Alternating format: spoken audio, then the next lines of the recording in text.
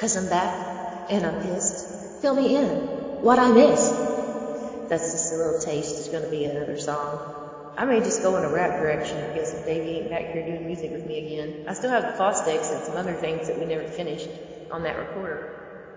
But yeah, I'm going to use this. I'm using the voice changer because I'm using the bathroom right now, and I've got this other old backup phone in my hand. Is it too much information? This is exactly less information than what someone else has already read that far. I mean, they've taken everything from me as far as anything to do with pride or dignity and being made to feel guilty of stuff that ain't even my fault. But I'm using this. I'm going to put it on the cathedral effect on the voice changer. I was just wanted to see. I might switch it up and put it in a different voice later when I actually put it to the track. Just like my backup is the other alter ego personalities from my online world, the Ant Boo, Peace Frog, and Light Up Dura, Lynn. And let me think.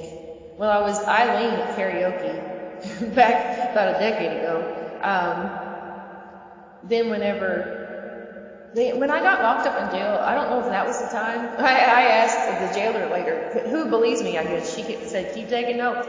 But I asked her, I said, was I supposed to tell you my screen names when you asked if I had any aliases? Because I always took it as like you're going intentionally by different names to commit fraud or something. I don't know.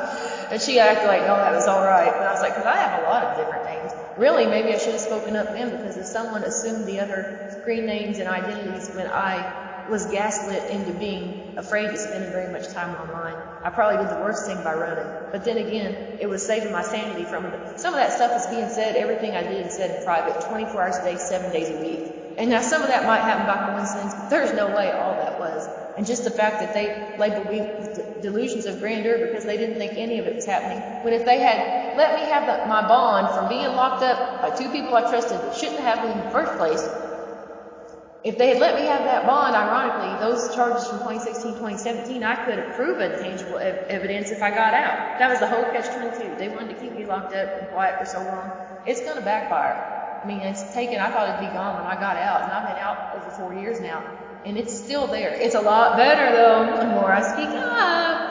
I wonder why that is. Maybe I'm right about someone using the people from the small town having my same maiden name, and then one of them was going by a different name, and I think she was probably being used by them because they thought I would think it was her. And it doesn't matter, I'll forgive anybody, but I'm not going to let it completely go if they keep trying to keep my life shut down to where I have to live like a refugee, not knowing where it's coming from next.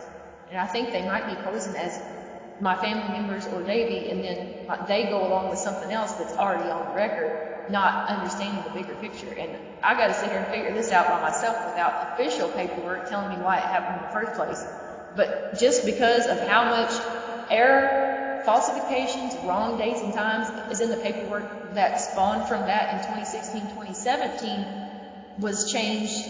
There was so much to that. There's no telling what they actually have on the record, because they gave me multiple copies that said different things of the paperwork they sent to my lawyer's office, the public defender I had, Greg Schneer, and I'm pretty sure his hands are probably tied too. This is probably not your common, event that happens to somebody who's never even had a speeding ticket their entire life, and someone found a way to get in their business. If I'm right and it goes back to that wreck 30 years ago that I heard about the girl that drove a similar car having, or if it's her baby daddy that said he caught her with those boys, and if it's that same night that I rode around with them that my necklace disappeared, that night was a setup for payback, and I kind of figured that out later. But if something else bad happened, I got out early.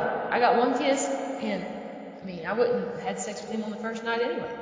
But Gina admits, when she told me in jail, that she probably did. Now, is that true? I don't know. Did somebody else tell her to say that? But she said her wreck was a different night with a 14-year-old girl, so I thought, well, that many years ago, I don't know for sure. It's going to be hard to find the details. But if someone else has something on record, and especially if they have my Trigoby necklace, they're going to know. I'm not making this up. Why would I wouldn't want any trouble if it wasn't for the fact there's someone still in my life. I speak up for that reason, not for negative attention. I have plenty of creativity and things I can do. I see I've gone on too long. I'm going to put this with a still picture. If you're still here and still with me, I'm trying to see how long this recording will go. I'm at 4 minutes, 47 seconds in already. Bye, Felicia.